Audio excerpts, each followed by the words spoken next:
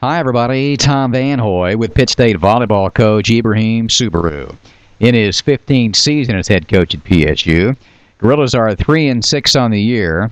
Lost at Central Oklahoma 3-0 Tuesday night in Edmond. Competitive games 25-19, 25-20, and 25-20 as well. Ended a 3-match winning streak. Had opened by losing the first 5 this year. The Central trip, the first of 3 straight road matches. At Nebraska Kearney on Friday, then head south to Fort Hays State on Saturday afternoon. Anybody remember the old CSIC days? That's the way the trips used to be. Kearney Hays, Missouri Western, Wayne State, Nebraska, Friday, Saturday, back-to-back. Here's Coach Suberu on his team's play Tuesday night at Central Oklahoma. Well, we did not compete at the level that we were expecting to. I think overall it's one of those things where ball handling errors at the wrong time when the scores are tight kind of doomed us. But overall, I thought we're making progress. Just a few errors here and there that hopefully we can get under control as the season progresses. How good a team Central Oklahoma? They were better. They were better. Their serve receive, the offensive pressure through the middle attack was certainly very, very, very, very good. We prepared for it. We were definitely aware of what they can do through the middle because we saw a lot of films, and they executed quite well. So their middle play was the most impressive as what we saw yesterday. Kind of a tough road for you here. You got, 3 consecutive road matches? That is what we told our team members. This is the roughest part of our season in terms of travel. Went to Central Missouri for quality competition down there, turn around to Central Oklahoma, and, of course, give our kids the day off today on Wednesday. Only have 1 practice on Thursday, and then we head on the road at night to Kearney and Hays. So these 3 travels, definitely a big one. From a competitive standpoint, how good is the MIAA this year? Much more better. The depth of teams from top to bottom, the improvement on stability of coaches that have been there for quite a while. So obviously when you have returning coaches who's been there for quite a while, they know what it takes in the league. And everybody's scheduling quite well enough to go non-conference. So a lot of teams did well. UCO was one of those teams that did great during non-conference, and that confidence is suddenly building through the conference season. So it's a very, very deep conference this year. Is one of the things you want to do with your Pitt State program is to schedule tough non-conference opponents so you're ready for league play? We've always done that over the last 2-3 years, kind of scale back a little bit playing at home. It worked last year. This year it didn't work as much as we wanted it to. But traditionally, we've always gone to schedule teams that are much more in the top side of the NCAA in terms of regional ranking and national ranking for us to get strength of schedule. That gives us preparation in 2 ways, competitive, and then, of course, down the road when we're looking at postseason. As far as your team this year and the makeup of the roster, the experience you have coming back, and the women that are coming in for you, how do you feel about this year's ball club? Well, we're very athletic, not experienced yet in the ball control area, but very athletic. One area that we thought would be way ahead of was on our serve reception and setter-hitter connection. That hasn't materialized at the level that we thought it would be at this particular time. We had 2 setters that we thought would be competing, and one of them has been sick. And so that's kind of limited the options of what we could do competitively in that position. But as we move forward, we hope the young lady that was sick will get back, and we should be able to get back into competition with that particular position so that setter-hitter connection can definitely move up to another level. Sub-receive is coming along. We have a veteran leadership that is really doing a great job of trying to tackle that area for us, trying to buckle down, because they know first touch is very, very critical to offense. And if the first touch is not good, then we're limited by what we can do offensively. Yeah, the one thing you were talking about, Central Oklahoma, it was 3-0, but they were all competitive, 25-19, 25-20, and 25-20. I mean, that's good, but I guess you need to win some of those to get some momentum. And that's true. That was where, when the score, even when we were ahead, we were not really in rhythm and in sync as much as we wanted to be, because at the wrong time, when our first touch breaks down and the setter-hitter connection is not as good, and when you turn the ball over to a team that is doing a great job with their middle attack, because that's the quick set that is much harder to stop. high outside sets are easy to read, and you can go place your defense better. But as far as middle hitters, because of the speed of the set and the quickness of it, you're limited by how much block you can put up against a quick hitter in the middle. The advantage went over to them. So when we're not passing well on our first touch, we're very limited. Well, when you take a look at your ball club, and you obviously want to get some momentum going, you had kind of a rough start to begin things, and you won a couple of matches, and then the Central Oklahoma game last night. But what has been the difference between when you started the season and picked up a couple of wins along the way? I think quality leadership, you always like to look down and say, okay, when things are not going well, do you have leadership that can help right things because they know what's going on? From the outside looking in, obviously, it's always harder. But from the inside, we knew in order for us to do the things that we want to do, we must have leadership within the team that can basically buy into to things. And we have quality leadership. They've been here for quite a while. They know what's going on. So when things are not going well, that's the first thing that we look at is, can we tell each other the truth and be able to take the information that we're trying to do and move it forward? And we have clear leadership to do that, and they're doing a great job of it.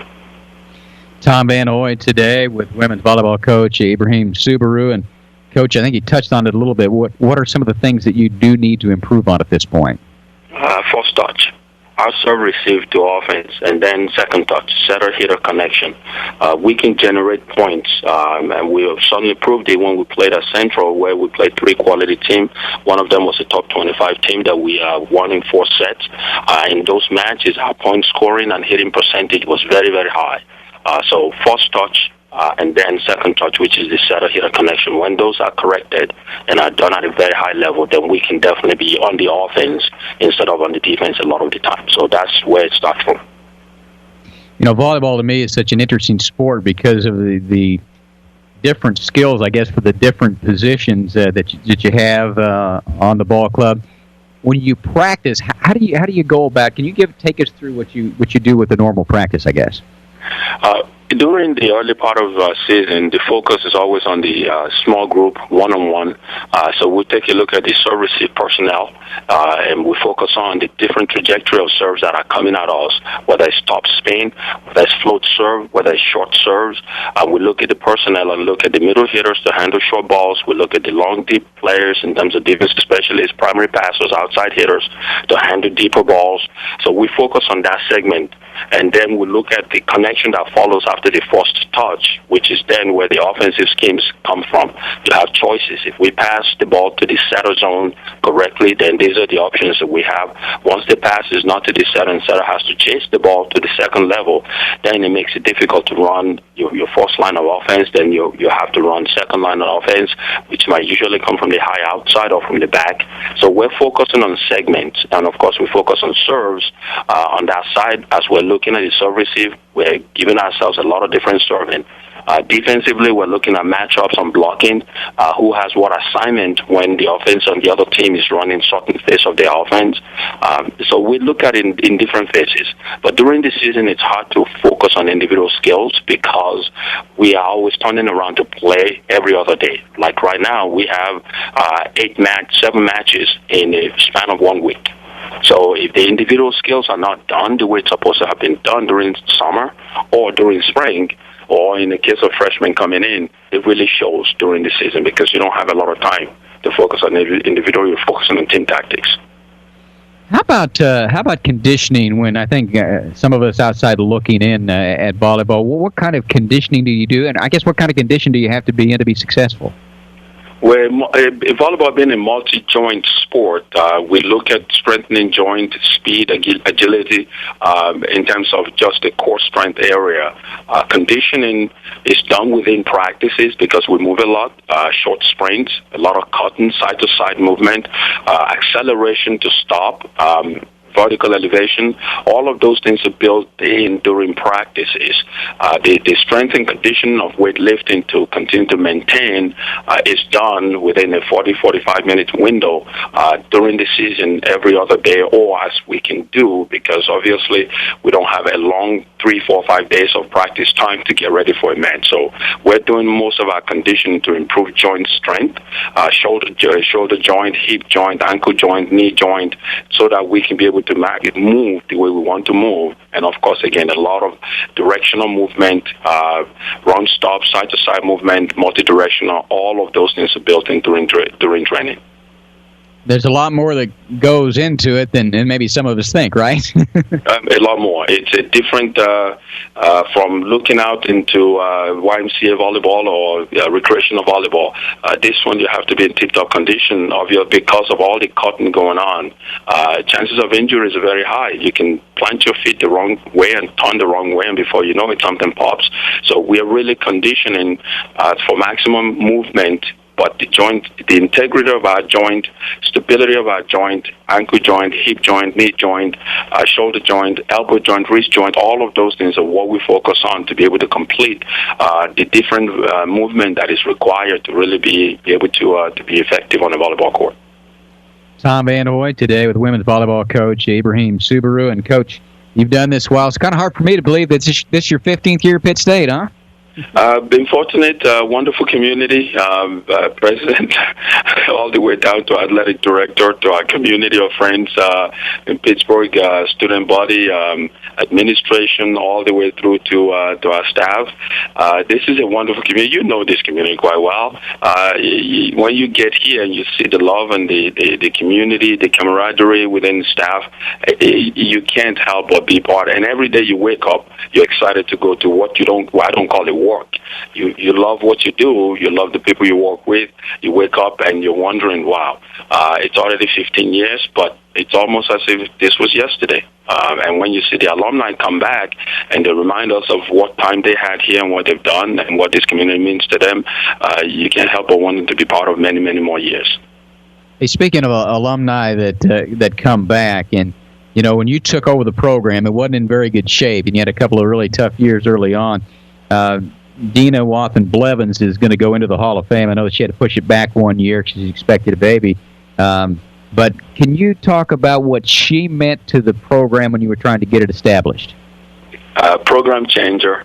Every program at whatever level, whether it's high school, middle school, professional, football, basketball, baseball, you always want to have a player or two or three that can be coaches on the field of athletics, where they just know you gave them script and they'll follow it to the T, and when the script needs to be abandoned because there's some changes and flexibility you have to make right there and then, they can make it just like you can when you're on the sideline. She was pretty much a super glue for us. She took every one of her teammates and made them better. In her recruiting class, we had 3 people next to her, 3 of whom became All-American. And that's when you know you have a special player that not only was she an All-American by herself, but she took and pushed and drove and mentored and just took the rest of her teammates to a different level. So obviously we're grateful that the athletic department and the university is recognizing her with this great honor. You know, there are lots of stats in all sports, but when I look down and see that she has 2,326 digs, which is second in Division II history, I'm not quite sure what that means, but that's pretty good, isn't it? That is exceptional, especially in the role that she plays. She was a primary passer, outside hitter, and obviously played the position of an attacker. The numbers of her defensive success is usually reserved for single-skill position players, which is liberos and defensive specialists, players that do not get to attack. They only play in the backcourt, and so they're specialized in that role. She was specialized in all roles, which means she could play the backcourt better than majority of backcourt players. She could play the offensive end better than majority of offensive players. So she was a complete volleyball player, not a position player, a complete volleyball player. And in football terminology, a player that can play both sides of the field, where they can play cornerback and turn around and play quarterback and play wide receiver. If you need them as a running back, they're just complete football players who understands the game. Dina Wathen was a complete volleyball player for us who understood the game on both offense and defense, and so she was able to amass all of those statistics because she was better than everybody that played single skill positions. She was a multi-skill position player, and that was what we needed, and that's what we still need in today's game. Speaking of stats, what and I looked through that, hitting average, kills per set, blocks, digs per set, assists per set, things like that. What's of importance to you as a head coach? Well, overall, I think a balance, if I understand the question right, a balance in both sides of offense and defense is very important. The turnover area is not spoken of as as it should be. The teams that usually win a lot in volleyball because of one-touch error plus. If you touch the ball and you don't convert your touches, it leads to a point to the other team, or it can affect your team being able to score a point. So a player that can have high quality of touches, both on the offense and defense, with low turnover, that statistics is most important to us. So if somebody is a server, they're a high percentage server. If they're a passer, they're a high percentage passer. And we're looking at if they can have 24 touches to 1 error as a server, 24 touches to pass error as a defensive player, an attacker, if you can get about 10 touches to 1 error as a hitter, all of those are very, very important. They're significant to us because it tells us when things break down, this player can be able to survive and exist, and that's where Dina was at her best. She's a player that she can touch the ball and convert it in so many ways than most players. Do you set goals for your team each year? And I didn't know if your players did or not, or how do you approach that? The goal, there's a lot of unspoken goals that you approach every year based on where you've been in the past. Obviously, we look at the ones that is most looked upon by community of supporters within the conference, the national, the regional, which is making postseason, representing Pittsburgh State University at the postseason level of the MIAA, of the NCAA, making our program significant in winning at the national level. All of those things have entrenched in our goals. But we're looking at processes. The processes that we look at is making sure that we can execute our skill sets at the level that allows for winning to happen. So we set process goals, academic goals, community relationship goals. A lot of those things are integrated in the philosophy of the program. So every year we take a look at where we are, where we were last year, and we make sure that there's some goals that are continuously, absolutely pursued, and again, making the NCAA tournament, making the MIAA tournament, significantly making sure that we are one of the best teams in the league is always at the forefront of everything we do. Then we look at the academic, and we want to make sure that we put our team members in a position where they are graduating for a degree, for a career in their future. So everything that we do as students in study hall, when we're traveling, everything to make sure that we're building towards that area. And then we look at community relationship, making sure we're present in the community, we're volunteering. So we look at different sets of goals that we definitely put together each year. That's Pitt State volleyball coach Ibraheem Suberu. Back on the road Friday night, as mentioned, at Kearney, and then Saturday afternoon at Fort Hays State. We'll hear from Coach Suberu each week during the volleyball season. I'm Tom Van Hoy.